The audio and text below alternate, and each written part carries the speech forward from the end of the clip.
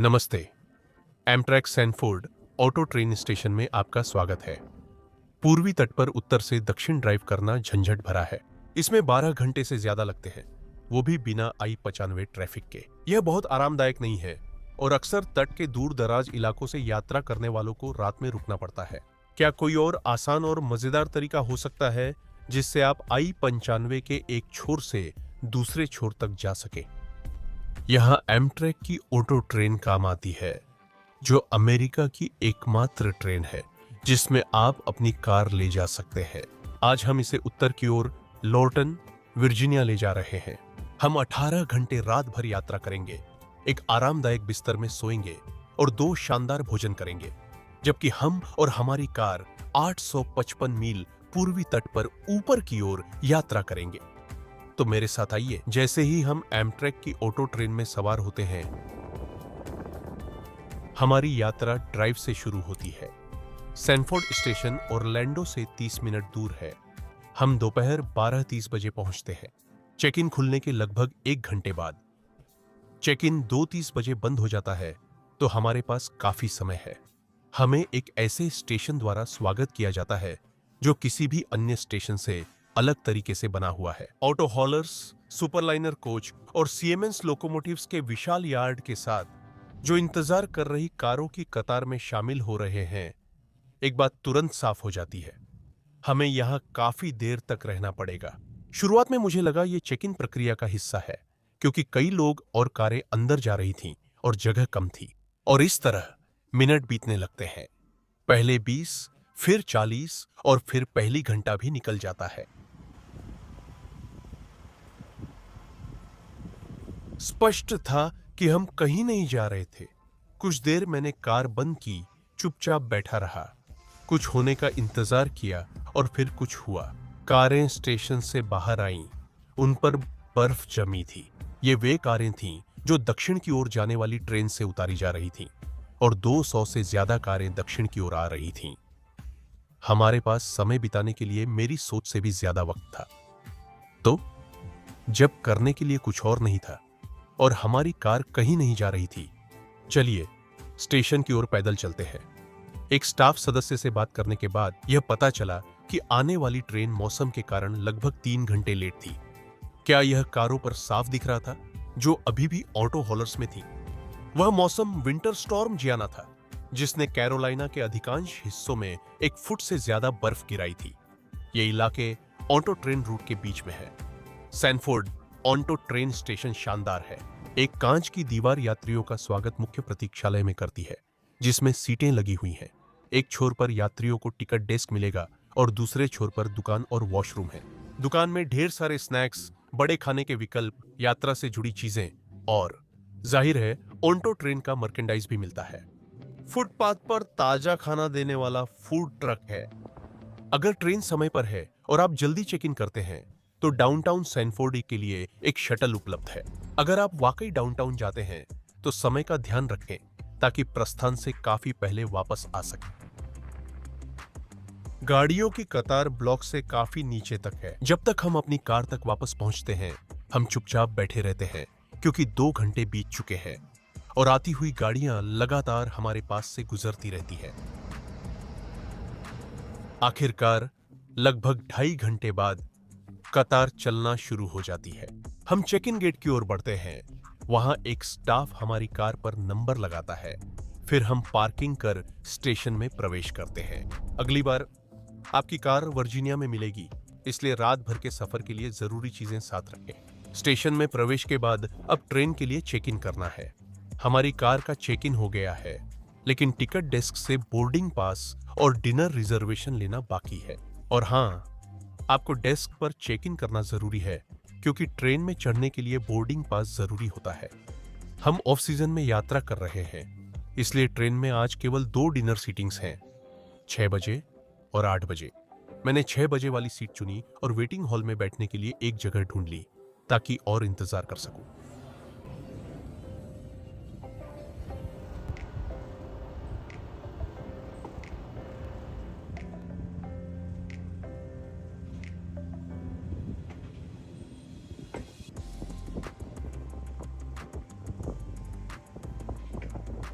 जैसे जैसे हम बैठे हैं और इंतजार कर रहे हैं, यात्री ड्रॉप ऑफ एरिया से आते जा रहे हैं।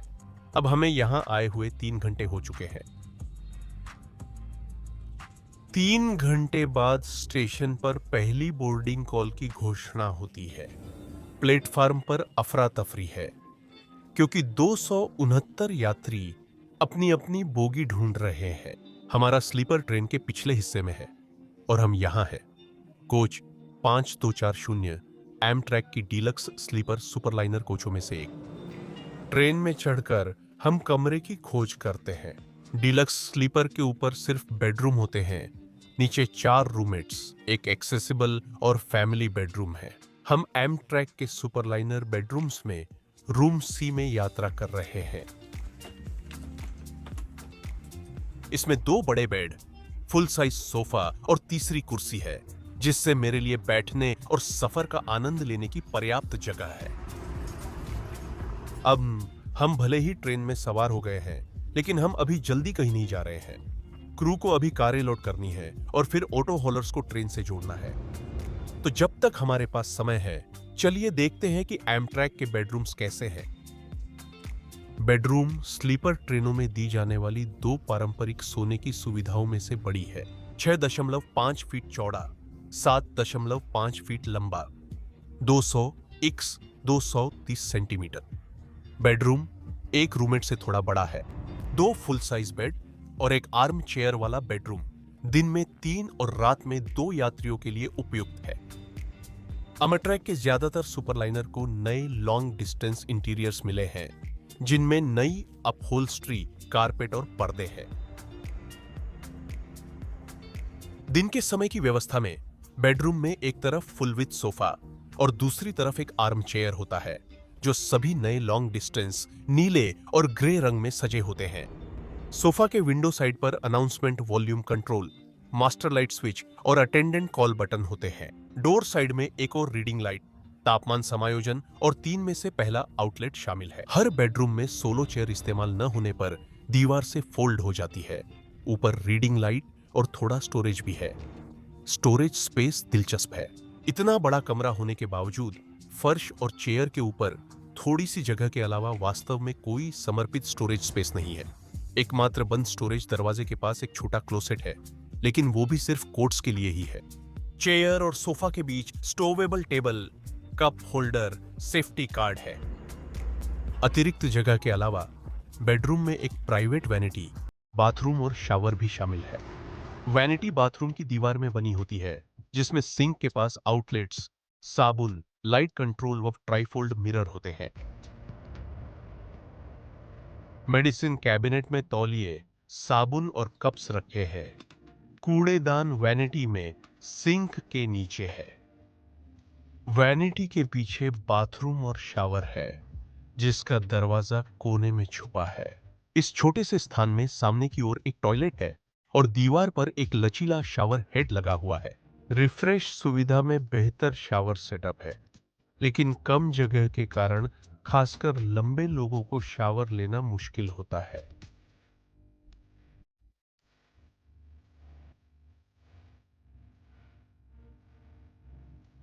बेडरूम में यात्रा का फायदा है कि ट्रेन की दोनों तरफ खिड़कियों तक पहुंच मिलती है। हर कमरे में खिड़की होती है, लेकिन बेडरूम की चौड़ाई के कारण यात्री गलियारे से भी नजारे देख सकते हैं। मुझे कहना पड़ेगा कि बेडरूम की अतिरिक्त जगह वाकई बहुत अच्छी है। आराम से फैलकर बैठना और रिलैक्स करना बहुत बढ़िया है। साथ ही प्राइवेट बाथरूम भी एक शानदार सुविधा है। अब एमट्रैक के बेडरूम अक्सर महंगे होते हैं, लेकिन ऑटो ट्रेन एक ऐसी जगह है जहां आप उचित कीमत पर बेडरूम ले सकते हैं।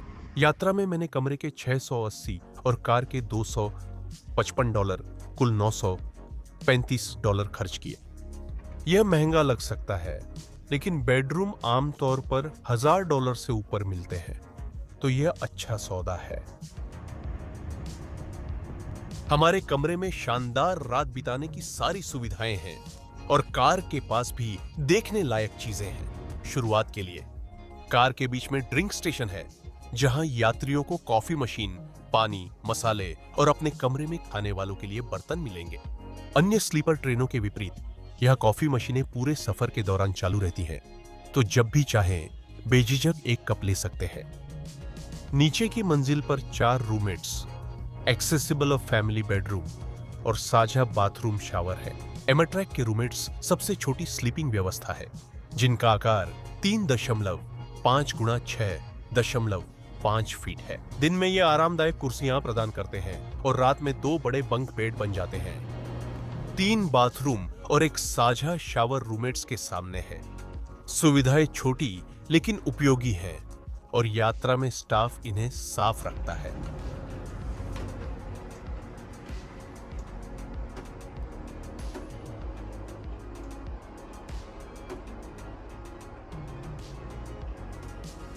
अब आप सोचेंगे कि इतनी सारी सैर के बाद हम जाने के लिए तैयार होंगे, लेकिन आप गलत हैं। अभी आखिरी कारों के लोड का इंतजार है। तब तक डाइनर और लाउंज कार्स देख लेते हैं। डाइनिंग कार डिनर के लिए सजी है। सफेद टेबल क्लॉथ, चांदी के बर्तन और फूल हैं। एमट्रैक में भोजन सामुदायिक बैठने के साथ होता है, इसलिए हर बार नए लोगों से मिलना होता है। अगली गाड़ी लाउंज है, जहां डिनर के लिए टेबल्स और स्नैक बार है, जिसमें कई स्नैक्स, ड्रिंक्स या भोजन विकल्प खरीदे जा सकते हैं। लाउंज में कुछ टेबल्स भी हैं अगर आप बैठकर बातचीत करना चाहें। कोच में यात्रियों के लिए एक लॉन्ग डिस्टेंस कैफे कार उपलब्ध है, जो कोच के अंदर है। अपने कमरे में लौटते हुए अब आखिरकार रवाना होने का समय आ गया है। ऑटो हॉलर्स पीछे जोड़े गए हैं। शाम 5:30 बजे स्टेशन पर पहुंचने के 5 घंटे बाद हम चल पड़े हैं। देरी के बावजूद हम सिर्फ 90 मिनट शेड्यूल से पीछे हैं। उम्मीद है जैसे जैसे हम उत्तर की ओर बढ़ेंगे, यह संख्या और ज्यादा नहीं बढ़ेगी।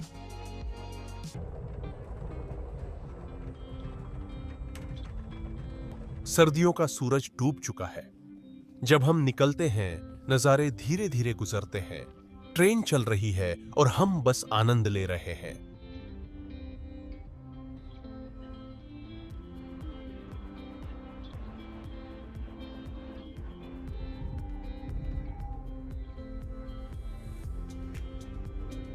जैसे ही सूरज क्षितिज के पार गायब होता है, वैसे ही रात का खाना खाने का समय आ जाता है। डाइनिंग कार में हमें एक टेबल पर बैठाया जाता है, जहां सलाद और रोल मिलते हैं। आज रात का खाना एमट्रैक के पारंपरिक डाइनिंग मेन्यू से आता है, जिसमें हमारी स्टार्टर सलाद, ताजा पका हुआ मुख्य व्यंजन और एक डेजर्ट शामिल है। रात के खाने के लिए आज रात मैंने क्लासिक व्यंजन चुना, जिसमें सिग्नेचर फ्लैट आयरन स्टेक और चॉकलेट स्पून केक शामिल था। सलाद स्टार्टर ठीक है, लेकिन पत्ते रबर जैसे हैं, शायद ज्यादा देर बाहर रहे। हमारा ऑर्डर किया गया स्टेक बेहतरीन, नरम और सही पकाया गया था। सॉस स्वादिष्ट था और साइड डिशेस भी शानदार थीं। मुझे हरी बीन्स पर मसाला चाहिए था, पर नमक और काली मिर्च ही मेरे लिए काफी है। डेजर्ट में चॉकलेट स्पून केक, जिसे चम्मच से खाते हैं। इसमें चॉकलेट केक की परतों के बीच मूस भरा है, जिससे यह डेजर्ट शानदार बनता है। खाना खाकर और सूर्यास्त पर हम कमरे में लौटते हैं, ताकि शहरों की रोशनी देख सकें। पूरा चांद ऊपर आसमान में टंगा हुआ है, जो हमारी रात में उत्तर की ओर यात्रा पर नजर रखे हुए है। जैक्सनविल जैसे कई स्टेशनों से गुजरने के बावजूद ऑटो ट्रेन की केवल 2 ही रुकावटें हैं, लॉर्टन और सैनफोर्ड। फ्लोरेंस, साउथ कैरोलिना में एकमात्र मध्यवर्ती ठहराव है, लेकिन यह सिर्फ क्रू बदलने और ताजी हवा के लिए ब्रेक के लिए होता है। ऑटो ट्रेन उत्तर अमेरिका की सबसे लंबी पैसेंजर ट्रेन है, जिसमें 16 कोच और 32 ऑन्टो रैक होते हैं, जो 3/4 मील से लंबी होती है। उस लंबाई को बाहर से देखना सबसे अच्छा है। फोकसटोन वर्चुअल रेल फैन कैमरे पर हमारी ट्रेन तेजी से गुजरती दिखती है।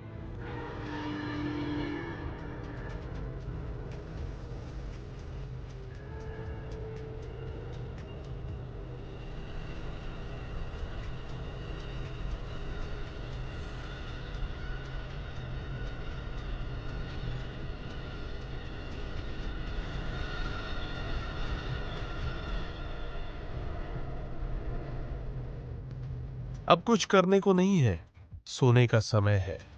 हमारे कार अटेंडेंट कमरे को रात के लिए तैयार करते हैं। अमट्रैक के बेडरूम्स की सबसे अच्छी बात उनके बड़े बिस्तर है। नीचे का डबल बेड काफी बड़ा है, जिससे अकेले यात्री के रूप में मैं आराम से फैलकर सो सकता हूं। मैं 6 फीट 3 इंच लंबा हूं और मेरा बेड भी उतना ही लंबा है, इसलिए मुझे बिल्कुल फिट बैठता है। ऊपर वाला बंक छत से नीचे की ओर फोल्ड हो जाता है और ऊपर चढ़ने के लिए सीढ़ी मिलती है। ऊपर वाला बंक 6 फीट 2 इंच लंबा है और फ्रेम के कारण नीचे वाले से थोड़ा लंबा लगता है। यह भी काफी चौड़ा है, जिससे आपको अच्छी नींद मिल सकती है। ऊपरी बंक में छोटी स्टोरेज पॉकेट, रीडिंग लाइट और छत में लगने वाला सेफ्टी स्ट्रैप है। लेकिन मैं नीचे सोने की सोच रहा हूं और कंबल के नीचे घुसते हुए अब अच्छी नींद के लिए लाइट बंद करने का समय है।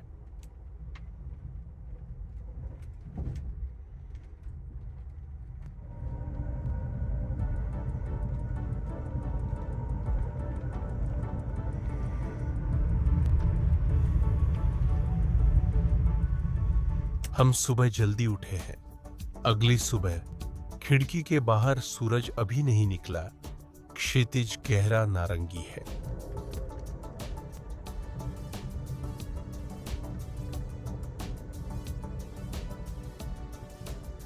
सुबह 9 बजे पहुंचना है, इसलिए नाश्ता 8 बजे तक खत्म कर दिया जाता है ताकि क्रू सफाई कर सके। ऑटो ट्रेन में नाश्ता दूसरी लंबी दूरी की ट्रेनों से थोड़ा अलग होता है। नाश्ता पाने के दो तरीके हैं, एक पारंपरिक भोजन डाइनिंग कार में और दूसरा ग्रैब एंड गो विकल्प लाउंज में। ग्रैब एंड गो में क्रम केक, सीरियल और केले मिलते हैं। कुछ जल्दी खाने के लिए मैंने डाइनिंग कार में खाना चुना, जिसका मेन्यू में कुछ ऐसे विकल्प थे जो मैंने पहले कभी नहीं देखे थे। आज नाश्ते में कॉन्टिनेंटल एग व्हाइट सैंडविच या पालक आर्टिचोक कीश में से चुने। मैंने रोस्टेड आलू और क्रोइसा के साथ परोसा जाने वाला आखिरी विकल्प चुना। कीश चीजी, नमकीन और स्वादिष्ट है। दुर्भाग्यवश आलू में ज्यादा नमक है, लेकिन फिर भी खाया जा सकता है। कुल मिलाकर यह शानदार नाश्ता है और दिन की अच्छी शुरुआत है। कमरे में लौटकर हम सर्दियों के तूफान का असर देखते हैं। पूरा दृश्य मोटी बर्फ से ढका है। सूरज बर्फ की सतह पर चमक रहा है। जेम्स नदी पार कर रिचमंड में प्रवेश का दृश्य वाकई शानदार लगता है।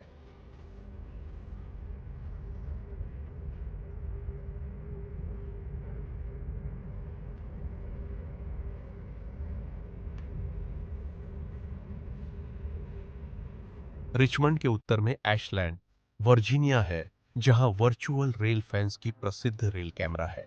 फीड खोलते ही हम अपनी ऑटो ट्रेन को उत्तर की ओर जाती और 90 मिनट लेट देखते हैं।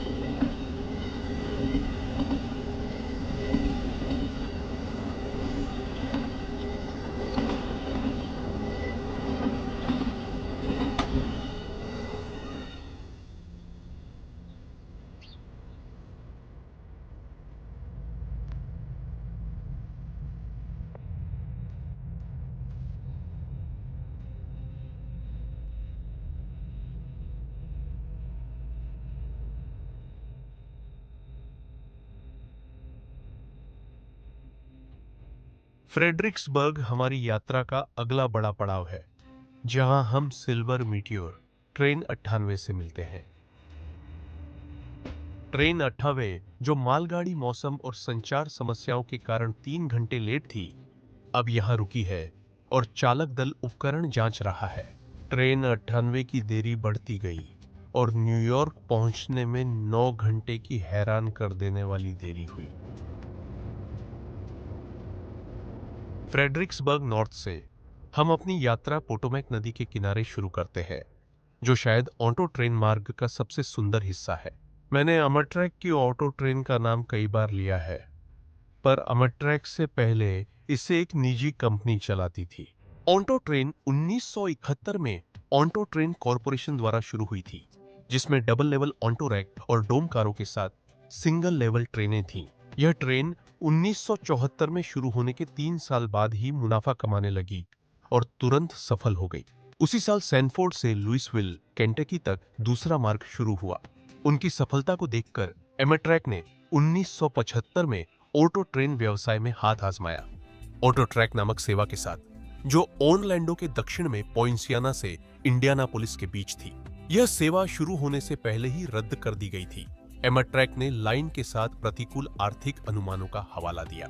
आर्थिक संकट के कारण ऑटो ट्रेन कॉरपोरेशन भी प्रभावित हुआ और 1981 में दोनों मार्गों पर सेवा बंद हो गई। एमट्रैक ने लॉर्टन और सैनफोर्ड टर्मिनलों का स्वामित्व लिया और 1983 में सेवा फिर शुरू की, जिससे आज की ऑटो ट्रेन बनी।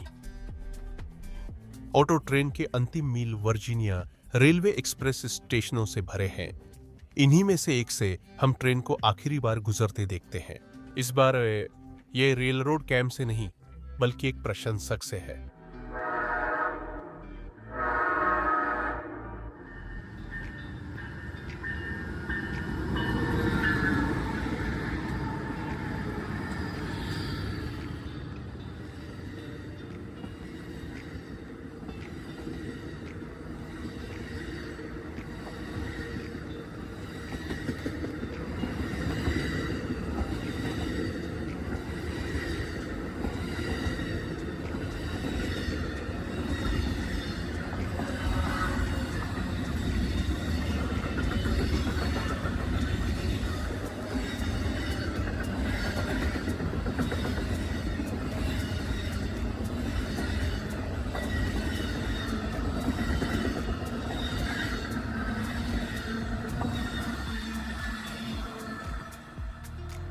इस फुटेज के लिए स्टेसी डेलगाडो को धन्यवाद और सलाम। कमेंट्स में उन्हें धन्यवाद कहें। जैसे जैसे यात्रा का अंत आता है, हमारी रफ्तार कम होती है, ऑटो ट्रेन के संकेत दिखते हैं और ट्रेन रुक जाती है। लॉर्टन, वर्जीनिया ऑटो ट्रेन का उत्तरी टर्मिनस है। हमारे उतरने से पहले ही अनलोडिंग शुरू हो जाती है। हम रुकते ही ऑटो हॉलर्स ट्रेन से अलग होते हैं और शंटर उन्हें ऑनलोडिंग के लिए लाता है। हम बैग उठाते हैं। बेडरूम और एमट्रैक ऑटो ट्रेन को अलविदा कहते हैं। नीचे उतरकर ठंडी वर्जीनिया सुबह में बाहर आते हैं। जैसे ही हम प्लेटफॉर्म पर पहुंचते हैं, पहले ऑटो हॉलर सेक्शन को पीछे ले जाकर जगह पर लगाया जा रहा है। तो आप सोचेंगे कि यह जल्दी से पकड़ो और जाओ, अनलोडिंग ऑपरेशन होगा, लेकिन ऐसा नहीं है। आज की ट्रेन में 157 वाहन हैं, यानी आपको इंतजार करना होगा। स्टेशन अच्छा है, सुविधाएं सैनफोर्ड जैसी हैं, बैठने की जगह, टिकटिंग और छोटी दुकान है। जैसे ही ऑटो हॉलर से गाड़ियां निकलती हैं, पीए सिस्टम पर नंबर गूंजते हैं।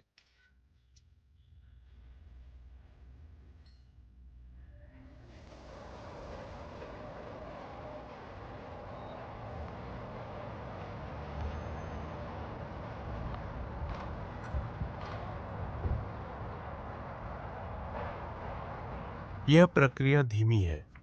1 घंटे बाद नंबर 198 पुकारा गया। हमारी गाड़ी तैयार थी। हम अंदर बैठते हैं, इंजन स्टार्ट करते हैं और 22 घंटे 45 मिनट बाद ऑटो ट्रेन का सफर खत्म होता है। मुझे उम्मीद है कि आपको अमेरिका की इकलौती ऑटो ट्रेन का हमारा अनुभव पसंद आया होगा। इंतजार, देरी और सब कुछ मिलाकर यह एमट्रैक का सबसे दिलचस्प रूट है। अपनी कार को ट्रेन में ले जाना एक अनोखा अनुभव है जो कभी पुराना नहीं होगा, और इस रूट की जबरदस्त लोकप्रियता इसे अमेरिका की इकलौती मुनाफे वाली लंबी दूरी की ट्रेन बनाती है। लेकिन अब जब हमारी यात्रा समाप्त हो चुकी है, तो आज के वीडियो को समाप्त करने का समय आ गया है। अगले हफ्ते हम नॉर्थ ईस्ट कॉरिडोर को नॉर्थ ईस्ट कॉरिडोर पर लौटकर एमट्रैक की विरासत देखेंगे। नेक्स्ट जेन एसेला अब सेवा में है, इसलिए पुराने एसेला सेट्स धीरे धीरे रिटायर हो रहे हैं। तो इससे पहले कि ये हमेशा के लिए चले जाएं, हम देखेंगे कि अमेरिका की पहली पीढ़ी की हाई स्पीड ट्रेन कैसी थी और उस ट्रेन को अलविदा कहेंगे जिसने नॉर्थ ईस्ट कॉरिडोर को परिभाषित किया। खैर, अगर आप यहाँ नए हैं तो मैं सच में आभारी रहूंगा अगर आप नीचे दिए गए सब्सक्राइब बटन को दबा दें। यह बिल्कुल फ्री है और चैनल को सपोर्ट करने में बहुत मदद करता है। मैं अपने वफादार पैट्रियंस और मेंबर्स को दिल से धन्यवाद और बड़ा शाउट आउट देना चाहता हूं। आप सभी कमाल के हैं और आपकी जबरदस्त उदारता के लिए मैं बहुत आभारी हूं। अगर आप दोनों अपना नाम वीडियो में चाहते हैं या चैनल को और भी तरीकों से सपोर्ट करना चाहते हैं तो नीचे डिस्क्रिप्शन में दिए गए लिंक पर जरूर जाएं। आज के लिए इतना ही। जुड़े रहने के लिए धन्यवाद। अगली बार मिलेंगे।